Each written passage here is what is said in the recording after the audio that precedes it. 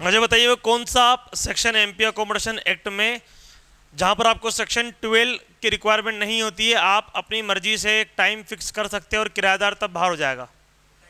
19 किसका एक्सेप्शन है? सेक्शन 12 का। किसी भी ग्राउंड की आपको आवश्यकता नहीं पड़ती है उसको निकालने के लिए। ठीक है, मुझे बताइए कोई व्यक्ति अगर किसी कंपनी में नौकरी करता है और उसकी नौकरी से निकल जाता है वो, और उसके पास कंपनी का मकान होता है जे 12 का 1 का जे है ना, वो ग्राउंड ऑफ एविक्शन होगा। कितने ग्राउंड ऑफ एविक्शन है? 16। 12 के 1 के A to P तक। मुझे बताइए कौन सा सेक्शन है जहां पर ये लिखा हुआ है कि अगर आपको सब टेनेंसी देना है तो आपको राइटिंग में लैंडलॉर्ड की प्रीवियस परमिशन चाहिए। अगर सेक्शन 14 का कंप्लायंस नहीं हुआ तो क्या होगा? एविक्शन। कौन सा ग्राउंड? 12 का 1 का B। तो 12 के 1 के B से बचना है तो सेक्शन 14 का कंप्लायंस करना पड़ेगा। एक और सेक्शन 12 का सब क्लॉज 2 है, वो क्या बोलता है? सेक्शन 15 का कंप्लायंस करने पर आपको क्या होगा? सब टेनेंट को बेनिफिट मिलेगा, उसे बाहर नहीं किया जाएगा। रेंट कंट्रोल अथॉरिटी की परिभाषा 2 के कौन से क्लॉज में है? अकोमोडेशन की, लैंडलॉर्ड की, टेनेंट की, मेंबर ऑफ फैमिली की, रिपील एक्ट की, सबलीज की, लॉफुल इंक्रीज की, स्टैंडर्ड रेंट के प्रिंसिपल कौन से सेक्शन में दे रखे? देखो सेक्शन 7 की मैं तो हेडिंग से ही नाराज हूं। हेडिंग होना चाहिए principles of making standard rent, कुछ भी। ये कोई हेडिंग है? स्टैंडर्ड रेंट क्या होता है ये? उसके अंदर जो दिए हो क्या है? वो प्रिंसिपल्स है, तो आपको उस तरीके से पता होना चाहिए। इंक्रीज करने के जो प्रिंसिपल है 8 में कितना मैक्सिमम? 10%। और किन दो चीजों के लिए नहीं हो सकता है? डेकोरेशन और रेंटेबल रिपेयर। किन 3 चीज के लिए हो सकता है? IAS। आई क्या है? AS। कौन सा सेक्शन है जो बोलता है कि नए नए वाले 5 साल के मकानों पर चैप्टर 2 लागू नहीं होगा? कौन सा सेक्शन है जो पूरे बेयर एक्ट पे लागू नहीं होता? MP accommodation 3। किन प्रॉपर्टीज के ऊपर? 3 प्रकार की प्रॉपर्टीज, गवर्नमेंट, लोकल अथॉरिटी और 3 इंस्टीट्यूशंस और 2 होम। मुझे बताइए एक व्यक्ति के पास एक मकान मालिक था, उसने किराए पे एक प्रॉपर्टी दी और पास का प्लॉट भी दिया, दोनों दिया। अब वो चाहता है कि मकान तो उसके पास रहे पर पास का प्लॉट में ले लूं, और इसको करने में टेनेंट दिक्कत दे रहा है क्योंकि वो एग्रीमेंट दिक्कत दे रहा है। बेसिकली कौन से सेक्शन में आरसी आपके? 22। 21 में क्या है? अगर आपको कंस्ट्रक्शन बिना निकाले करना है टेनेंट को तो 21, और टेनेंट को निकाल के करना है कंस्ट्रक्शन तो 12 का 1 का H। मुझे बताइए E और F दो ग्राउंड आपको पता होंगे। E क्या है? रेसिडेंशियल। F क्या है?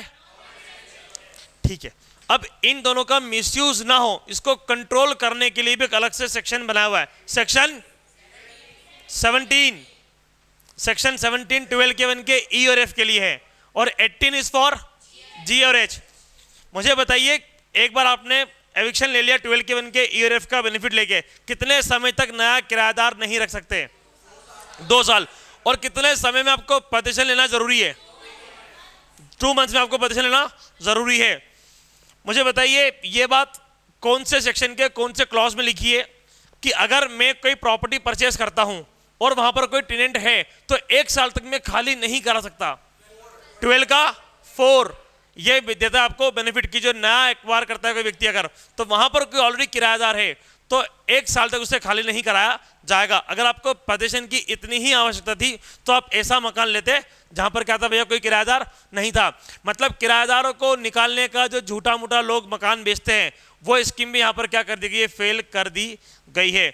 मुझे बताइए अगर कोई व्यक्ति अपना ऑफिस बनाता है घर के अंदर तो क्या 12 के 1 के C के तहत वो एविक्शन का ग्राउंड है? नहीं है। अच्छा 2 महीने का रेंट नहीं देना क्या ग्राउंड एविक्शन है?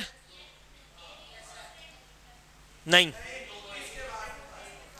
2 महीने का रेंट तो है ही नहीं। एरियर चाहे 1 महीने का हो, 2 महीने का हो, 8 महीने का हो, एरियर का नोटिस दिया, नोटिस मिलने से 2 महीने तक किराया नहीं दिया तो क्या होगा? It is a ground of eviction. तो यहां पर गलती नहीं करना है। लोगों को लगता है कि 2 महीने का किराया, अरे 2 महीने के किराए की बात ही नहीं है, एरियर की बात है केवल, और एरियर 1 महीने के किराए का भी हो सकता है। सिंपल। स्टैंडर्ड रेंट को लगाने के लिए एप्लीकेशन कौन से सेक्शन के तहत दी जाती है? 10। ये एप्लीकेशन क्या लैंडलॉर्ड देता है या टेनेंट? दोनों में से कोई भी दे सकते हैं। प्रोविजनल रेंट के बारे में कहा लिखा हुआ है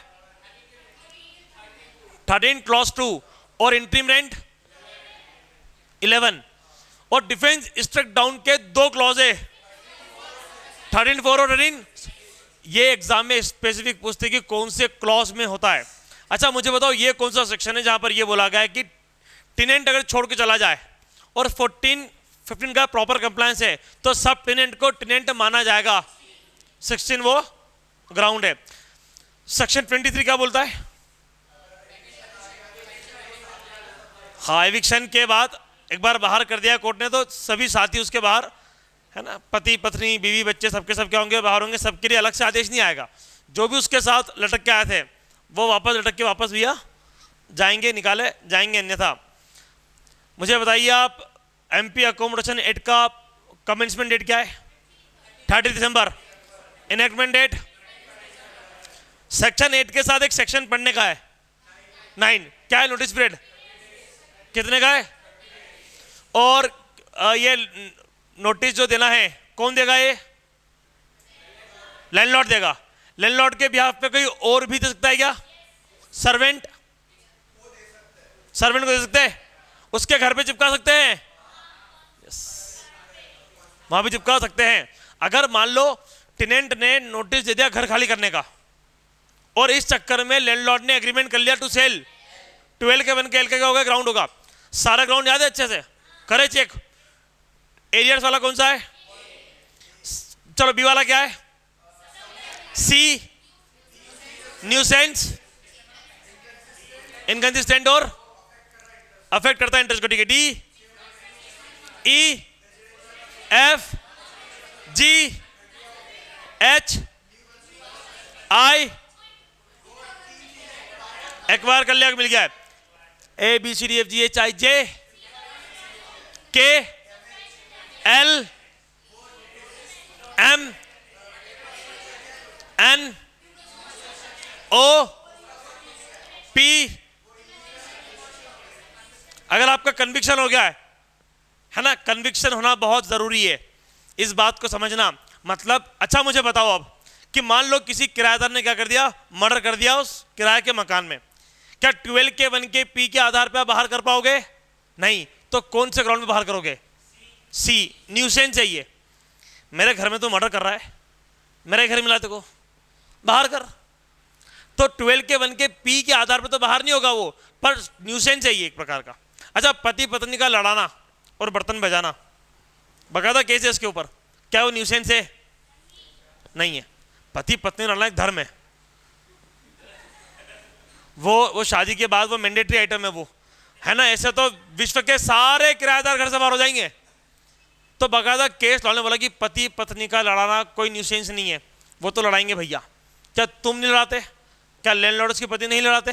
तो ये आया था एक केस, उसके ऊपर बकायदा कोर्ट ने बोला था कि ये आधार नहीं हो पाएगा। मुझे बताइए 12 के 1 का एफ के साथ 12 के 2 सबक्लॉज पढ़ने के हैं,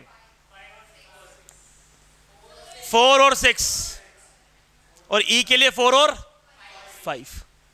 एग्जैक्टली आपको पता होना चाहिए, मेंस के लिए आपको दिमाग पे होना चाहिए कि 12 के 1 के ई के साथ मेंबर ऑफ फैमिली की परिभाषा लिखना है, 4 लिखना है, 5 लिखना है और 17 लिखना है। क्लियर है ये? तो एमपी अकोमोडेशन इज ओके।